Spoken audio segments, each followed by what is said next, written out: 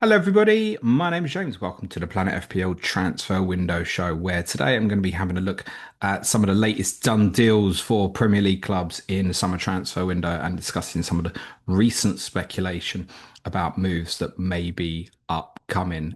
Firstly, a note: Suj and I recorded a transfer window podcast 2 weeks ago where we looked at some of the club's business so far. So we discussed Chelsea, Manchester City, Liverpool, Brighton and Boomer. We discussed quite a bit on those clubs back on that podcast a couple of weeks ago. So recommend that one for you. I'm still absolutely sure that Brian Boomer will be joining Manchester United probably quite shortly after the 30th of June. More on the importance of that date a little bit later in the podcast. Firstly, I want to update you on some of the done deals that have been done in the Premier League since we did that podcast a couple of weeks ago. There's been lots of discussion about Bournemouth potentially losing pretty much the whole of their backline, bar right back at the moment. Milos Kerkez move to Liverpool is obviously imminent. Ilya Zabani heavily linked with a move to Paris Saint-Germain. Dean Howson, we know, has obviously gone to Real Madrid. And Kepa Arrizabalaga has gone back to Chelsea. We think maybe going to Arsenal. So Bournemouth probably going to be looking at the goalkeeper and going to be looking at centre backs as well. I think realistically for Bournemouth, with Howson gone, Zabani, Marcus Senesi, and probably James Hill were pretty much their options at centre back. So we're always going to need at least another one anyway. It might be another two, obviously, if Zabani does end up going to PSG or perhaps even elsewhere. But they have got the replacement for Kirkes in through the door. They've signed a left back, Adrien Truffert from Rennes in Ligue 1, who's a natural left back. And he was named Rennes captain last year, despite only being 23 years of age. He's already got one full appearance for France and was part of their Olympic side that was runners up in the Olympics as well. I did have a little look at some clips of him and some of his data from last year, and you can see how he profiles not too dissimilar to Kirkes actually. So does look like a fairly natural replacement. He actually does chip in with a few goals and assists, so he might even be an interesting one if he comes in at 4.5, and there's no reason to think why he wouldn't. It might even be an interesting one to look at from a potential rotation prospect for FPL from the start of the season. Obviously, they go to Liverpool game week 1, but then they've got some relatively nice fixtures after that. So, Adrien Truffert signed from Rennes. That will be the left back replacement for Milos Kerkez. Brighton have signed a number of players. Now, forgive me on the pronunciation, but I'll do my best. They have signed Charalampos Kostoulas from Olympiacos for a very hefty sum of £40 million. There's a number of strong Greek talents coming through at the moment. Lots of people in international circles thinking that there's every chance Greece will have a fairly good team in a couple of years, probably heading towards perhaps the Euros in 2028. Not the first Greek player that Brighton have signed recently. They signed a 19-year-old Stefanos Shimas in January, who spent the rest of last season on loan at Nuremberg. Now, Kostoulas is still very young. He's going to join the club on January the 1st. He's a centre forward. He's still only 18 years of age. He made about 20, 25, 26 appearances, I think, for Olympiacos last year, starting at 13 games. He scored 7 goals. He's one of them where you look in at the clips and the videos and you think, oh my God, there's a potential top talent there. People comparing him as kind of a young Robert Lewandowski in terms of his play style. Whether he's going to be equipped to quite challenge for a first team spot straight away for Brighton at 18 years of age would obviously remain doubtful, but one certainly keep an eye on in pre-season, particularly with continued speculation that João Pedro will move on. And of course, Danny Welbeck, unfortunately, does remain injury prone. He's not Brighton's only sign. They've also signed a centre-back from Verona, Diego Coppola, who made his debut for Italy in the most recent international break. Centre-back, very highly rated, and I would suggest highly likely to compete for a first team place at Brighton. I spoke last summer and had quite a bit of pushback about thoughts that I thought Lewis Dunk would perhaps begin to get phased out of the Brighton lineup. I think Adam Webster returns to form that had him kind of linked to a potential spot in the England squad towards the back end of last season. I think he performed quite well. You've got a number of other options at centre back as well, and Coppola adds to that. So a couple of early deals done for Brighton. At Crystal Palace, highly likely, obviously, to have European football this year. They've signed a new number two goalkeeper, much needed competition for Dean Henderson. Walter Benitez has been signed from Crystal Palace, very experienced goalkeeper, essentially been PSV's number one for the last couple of years. I find it highly unlikely that he would oust Henderson from the Palace lineup, but obviously, with European competition, they absolutely needed another established goalkeeper to come into the squad. I think Remy Matthews is, I think, their third choice. So much needed. Palace have got that sorted. He'll compete with Henderson for a place in the Palace lineup. But again, to repeat, I would still see Henderson remaining the number one. Leeds are likely to be obviously a busy club in this window. They've got a couple of deals done. They signed Lukas Nmecha, you might remember, was at Manchester City as academy player. His contract at Wolfsburg has expired. Leeds are going to be signing him, obviously, officially from July the 1st. An attacking player can operate in central and wide positions. Leeds lost Manor Solomon's obviously gone back on loan to Tottenham. I don't know if there's interest in reviving that deal for potentially another loan or signing him permanently, but we think Thomas Frank wants to have a look at him first before Tottenham decide what to do with Manor Solomon. So Lucas Nmecha is in as a new attacking player, and I'm sure they'll be adding more as well. I've also added a centre back, Jaka Bijol, very experienced Slovenian centre back. He's got over 60 caps for Slovenia, including being at the heart of defence for the 0-0 draw with England in the last European Championships. Despite the fact he's only 26, as I said, he's got over 60 caps for Slovenia. Very experienced. He joins the club from Udinese, and I would imagine he'll go in as one of their first choice centre backs for next year. And a notable transfer for Wolves as well. We've obviously lost Matthias Cunha and Rayan Nori. They've signed a player called Fer Lopez from Celta Vigo, which is also where they got Jorgen Strand Larsen from last summer. Lopez is nothing like Larsen. I would suggest he's nothing like Cunha either. But I looked at some clips for him. He's very left-footed and likes to operate in the right half space. So he can operate as a 10, can also operate as a right winger. I would foresee in Vitor Pereira's system, if he wants to stick with a back three, that he would operate as the right-sided 10. He reminded me, and you can take this either way, he reminded me a little bit of Brian Hill when I looked at clips of him. Like he's quite slight, quite diminutive, likes to be quite direct in taking players on. When I watched clips of Brian Hill when Tottenham signed him a few years ago, I thought we'd signed like a little mini Messi. And that obviously didn't work out. I think Tottenham are still trying to probably move him on this summer, actually. But definitely undoubted talent there.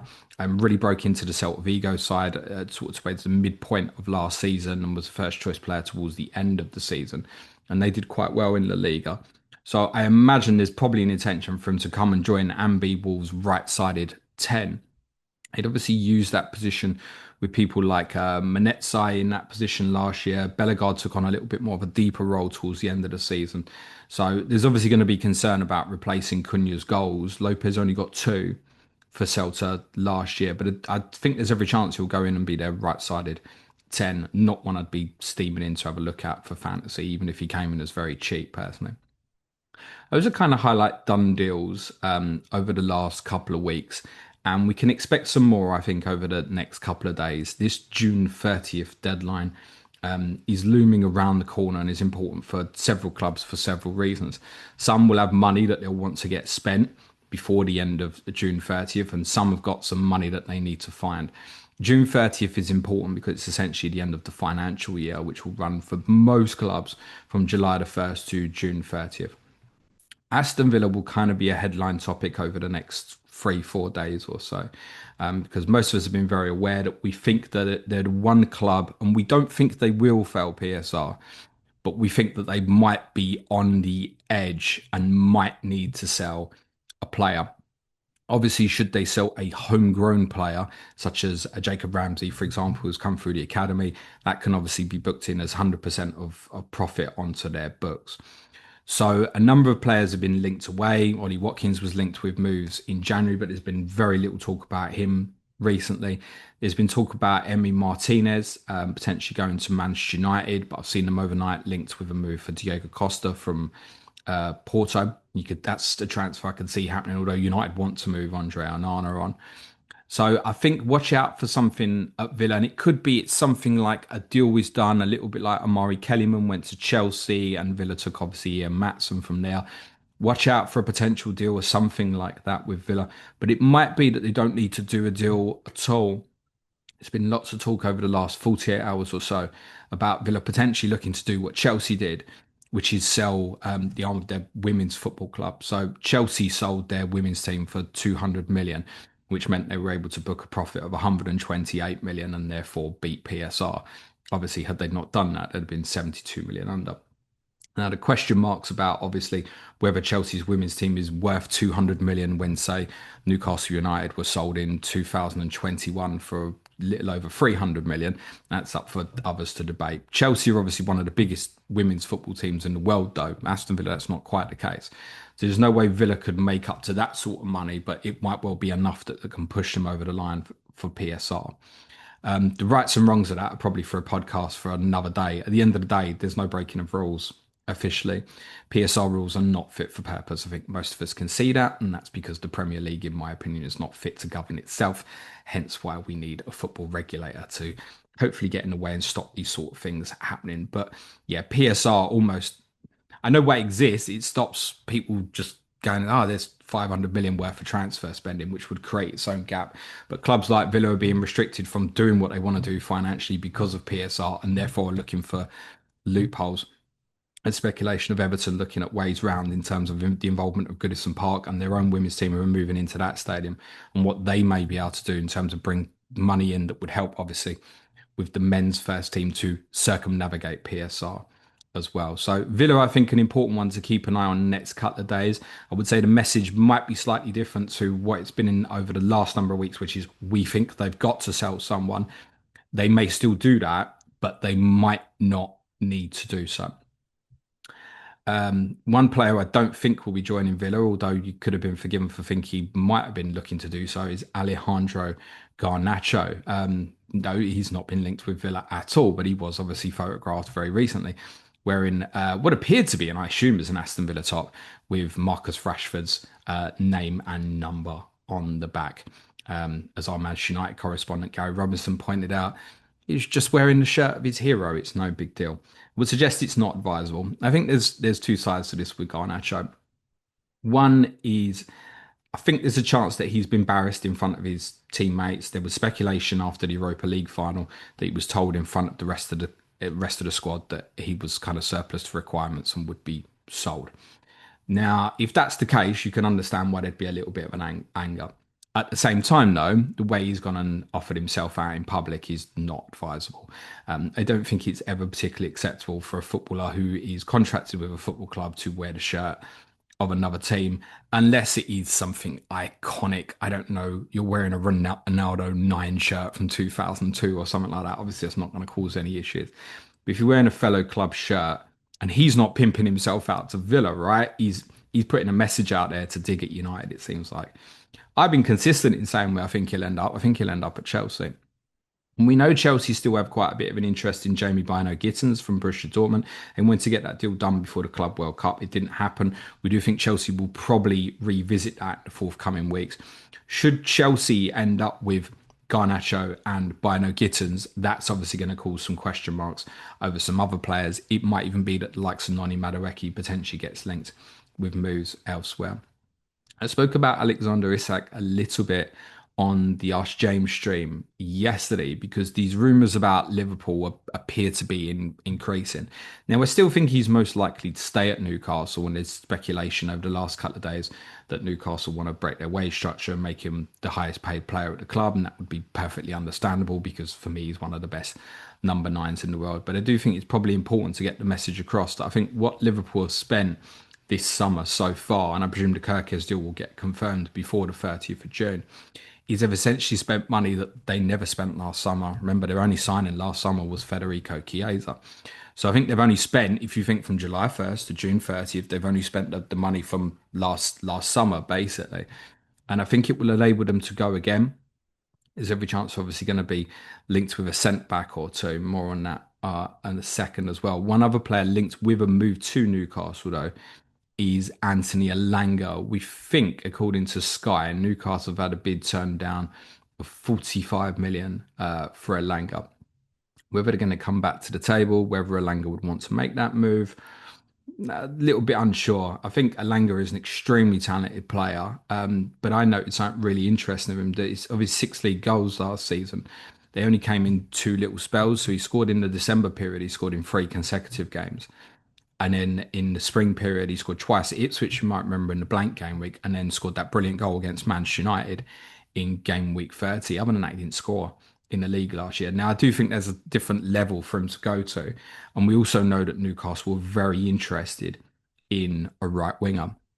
Whether I see Elanga as a right winger, though, I'm not sure. He can play right, he can play left, he can play through the middle. And actually, I felt he was most dangerous towards the end of last season when he played in a more central role, closer to Chris Wood, where he was allowed to float.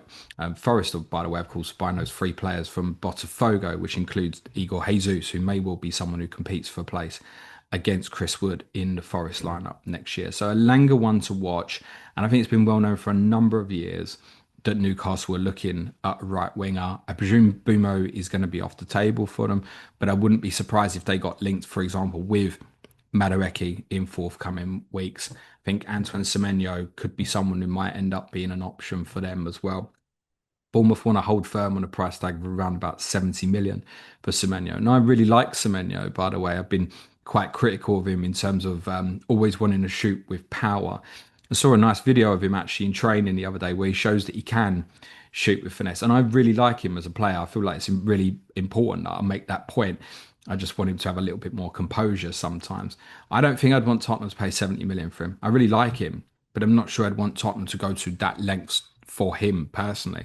I think looking at that money now, that's high enough that it should, in my opinion, make other clubs want to ask themselves, right, can we find the next Semenyo or the next Mbumo for half the price somewhere in Europe? So I wouldn't be surprised if you end up staying at Bournemouth. And obviously, with the money that Bournemouth are going to be getting in from House and Kirkes, possibly Zabani, and not necessarily going to want to lose Semenyo as well. So they're certainly not going to be bullied, I don't think, into selling the player.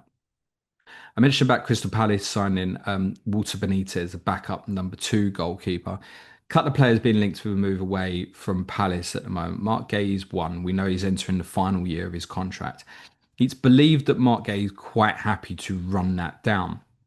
But from Palace's perspective, they obviously have a decision to make. We know there was interest last summer from Newcastle towards the deadline in terms of signing him for sort of circa above £60 million. Palace won't get that fee now with only a year left to go on his contract. And obviously he'll be free to speak to other clubs outside of England from January the 1st should he decide to stay put. But let's be honest, we know that tapping up's not a thing anymore, and there'll be people speaking to agents who are representatives of Gay already now trying to find out what's going on. I know Tottenham have had a long-standing interest in him, but I think Tottenham would probably only make a move under the circumstance that Christian Romero moved on. Liverpool obviously are moving on Jarell Quansah to Bayer Leverkusen. That leaves them pretty much one centre-back short, though not desperate with Van Dijk, Ibrahima Konate and Joe Gomez all available, but you imagine they will want a fourth. And Gay, you could see being the long term, maybe even replacement for Van Dijk. Remember, it is common that Gay obviously plays as the left sided centre back. Very equipped to play right sided centre back as a right foot player, so it wouldn't be a problem. But in terms of succession planning, potentially to take over from Van Dijk, Gay would be a really solid move, I think, for Liverpool. I mean, he can probably be got hold of for probably a similar amount of money, I think, to what Leverkusen paid for Quansah, just purely because Gay is entering the last year of his contract. And the closer it gets towards the end of August, the more Palace might find themselves in a situation where there's a decision to be made. Lots to talk about Eberechi Eze, as there always is as well. One thing that appears to have changed with Eze this year in comparison to last year is obviously we know Palace let go of Michael Olise to go to Bayern Munich last year and were very reluctant to lose both players last summer. It's believed now that there's a possibility they're possibly open to doing a deal on Eze. So we know that he's got this, and it's quoted as complicated release clause, where it's sort of circa 65 million or so. But there's bits in the contract that we don't understand without reading the paper. People keep referring to it as it's complicated, and no one really seems to know what that means. We think one of those clauses is that it probably can only be activated by a club that's in the Champions League. Now, my club, Tottenham, have obviously achieved that and are in the Champions League, so could now potentially activate that clause if that's what's correct and is what's being reported. The speculation is twofold. One, that Eze is potentially open to moving to Tottenham at this stage, having been successful and won the FA Cup with Palace. Although I also have an inkling that he'd like to play there in Europe, and I'm not suggesting that he's bailing out on Palace and is definitively going to leave. But there's been lots of reports that haven't been denied, sort of from ITKs, that Palace are prepared to accept instalments. So the thing with the release clause, one of the things that might have been quite complicated about it is the belief that potentially the whole sum had to be paid in one lump sum. So it's like, okay, 65 million release clause, pay it, but yeah, you've got to pay it in one go. And that's not commonly what will happen on most transfers. Most transfers will, the cost will be spread over several transfer windows or several years. It's believed now that Palace are prepared to accept the transfer now in three instalments, across either three windows or 3 years. So effectively sort of 20 million each per year. And that's way more of interest to Tottenham because Tottenham don't have, because of potential stadium refinance payments, etc. Tottenham don't have the cash in the bank in quite the same way that others do. And Tottenham also one of the highest in terms of owing transfer fees. Yes, believe it or not, 'cause my club does spend owe a lot in transfer fees over the next couple of years. So Tottenham probably couldn't do the lump sum in one go. If it can be split over three, they'll be interested in doing it. I don't think Tottenham want to do any deal for anyone now before the 30th of June, not in terms of a high profile major signing. So it might be one to keep an eye on early in July. But I also think Tottenham don't want to show their hand. Reason for that being is Tottenham don't want to get in a war with other clubs. This is why I've been absolutely adamant that Bumo would join Manchester United because there's no way Tottenham are going to compete with United from a salary perspective. Yes, you can offer him London, Champions League, etc. But to compete with Manchester United's offer, Bumo would have had to come into Tottenham as the highest earned player. And I don't believe any player should be coming into a new football club and doing that unless you are an absolutely elite, world class player. So Eze wouldn't come into Tottenham as the highest earned player, come in as one of the top earners, I believe, but not over the top. Bumo would have had to come in over the top. So there was lots of links with City and Eze last summer. So if City were suddenly interested in Eze again, I mean, Tottenham would just step away and look at a different target. So I don't think Tottenham want to show their hand because they don't want to get involved in a bidding war because then if it comes down to wages at the moment, they're going to get done over. And it's not just the case of, oh, Tottenham won't pay the wages. A lot of it to do is, like I said, do you want to bring someone into your football club that's going to be the top earner straight away?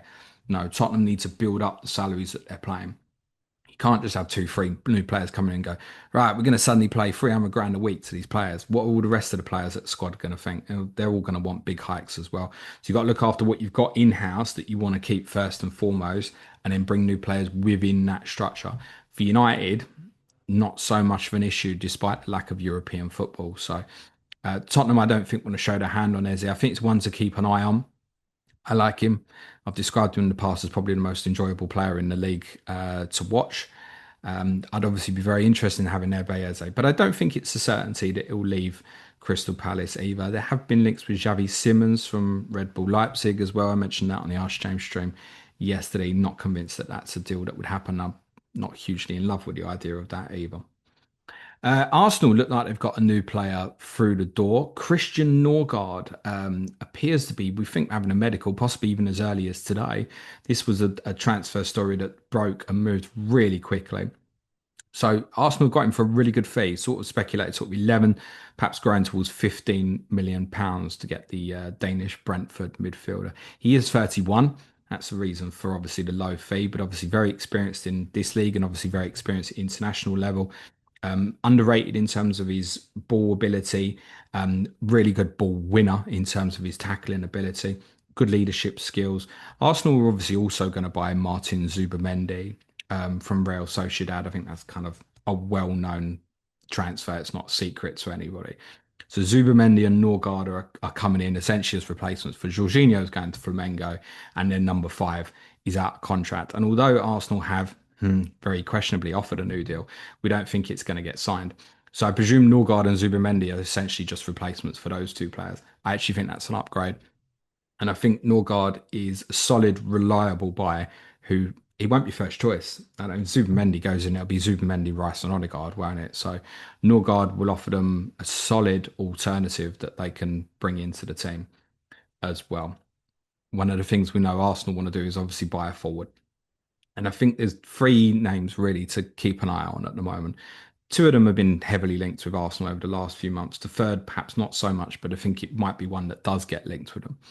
There are three forwards on the market at the moment who I think could really, as in top forwards, highly rated, who the top clubs are looking at, and they could all end up in the Premier League, I think. So you've got Eintracht Frankfurt's Hugo Ekitike, who's a good forward. I've described him as Alexander Isak light, and that's not even meant disrespectfully at all.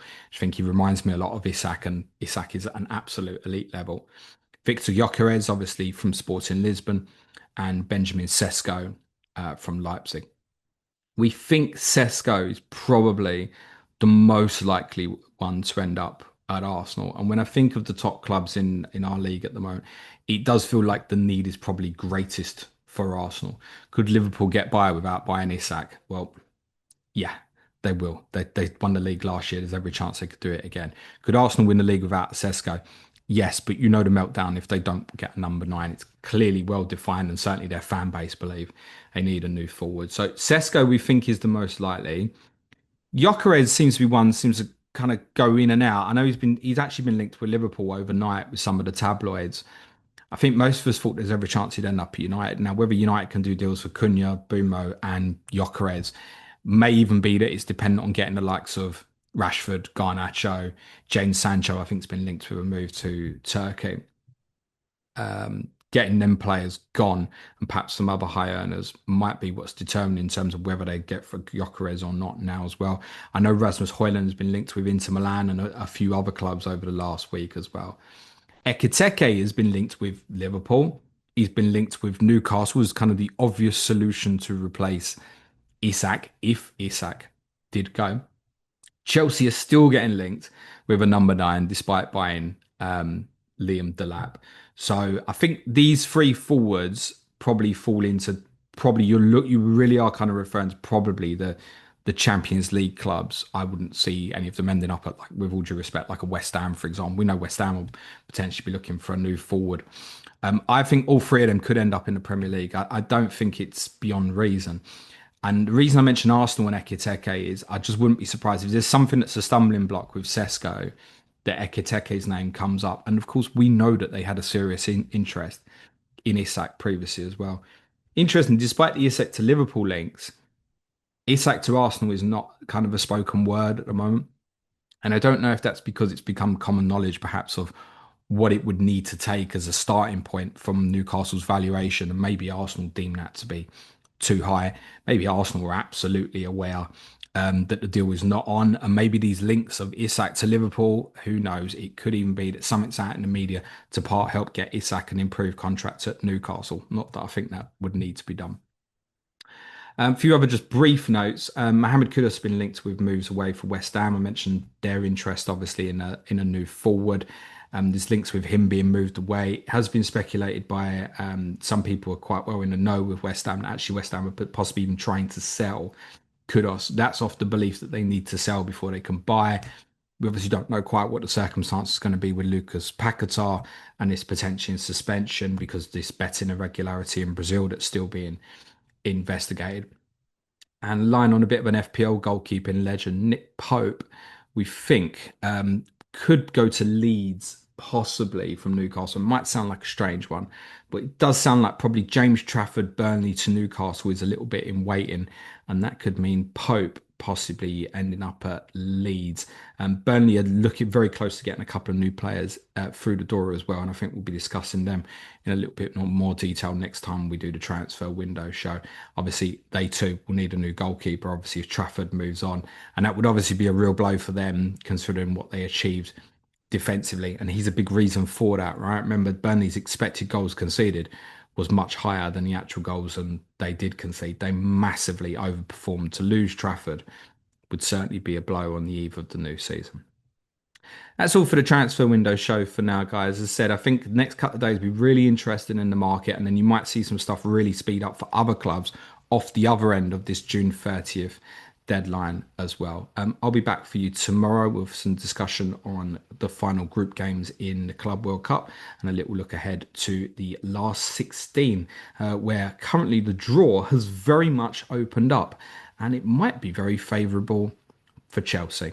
If you listen to the audio, a 5-star review goes a really long way. For those on YouTube, smash a like, hit the sub button, and for those on the audio, cue music, please, man sharp.